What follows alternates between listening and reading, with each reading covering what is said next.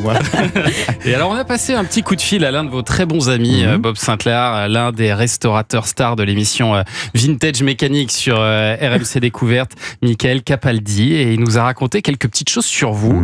D'abord que contrairement à l'image du fêtard qu'on peut avoir de vous, il nous dit que vous aviez une hygiène de vie irréprochable. Je suis pas fêtard, moi je fais faire la fête aux gens. Ouais. Ah non, mais dès que je suis rentré dans un club quand j'avais 17-18 ans, je suis tombé amoureux du DJ, la façon dont il manipulait ses vinyles, il transmettait son énergie musicale, l'énergie des gens corporelle revenait vers lui, il discutait comme ça et c'était un moment fantastique. Je restais derrière lui, et je notais ce qui jouait pour aller acheter les disques le lendemain. Mais est-ce que ça vous arrive quand même de faire la fête et d'aller au centre de la piste, de danser par exemple? Non. Jamais.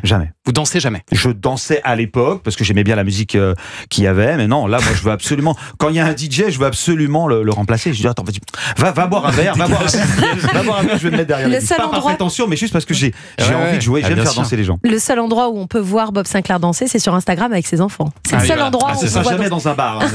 C'est fou. Jamais dans un bar. Vous buvez pas d'ailleurs? Non, jamais bu d'alcool, jamais fumé ou pris de drogue. Non, je suis le nouveau Sex Pistol. Voilà. Mais c'est ça les rockeux d'aujourd'hui. Mais est-ce que c'est ça? Est-ce que c'est aussi pour tenir dans la durée? Non, par goût. Mon père était alcoolique, ça c'est encore une autre histoire. Mais non, je n'aime pas le goût de l'alcool. Je préfère le sucre. J'aime bien le coca, par exemple, des choses comme ça. J'aime pas le.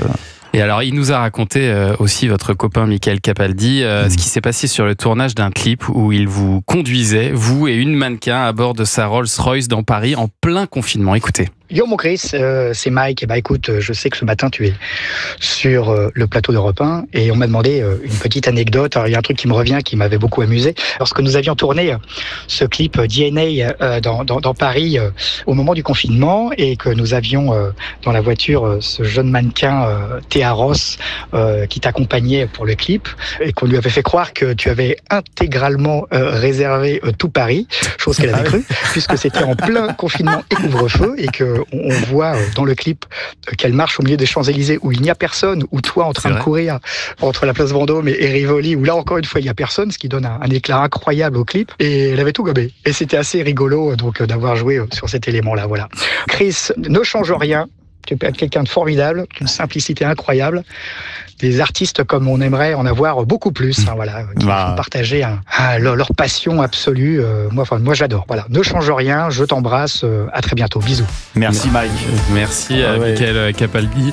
C'est quand même pas mal cette technique pour épater les mannequins là. On retient ça. Ah oui, écoute, c'est fantastique. Je tournais un clip, j'ai eu l'autorisation de la mairie de Paris pour tourner ce clip. Paris vide, la nuit, fantastique. Sur ce titre DNA, allez voir le clip, c'est vrai que c'est très très beau à voir un Paris totalement vide.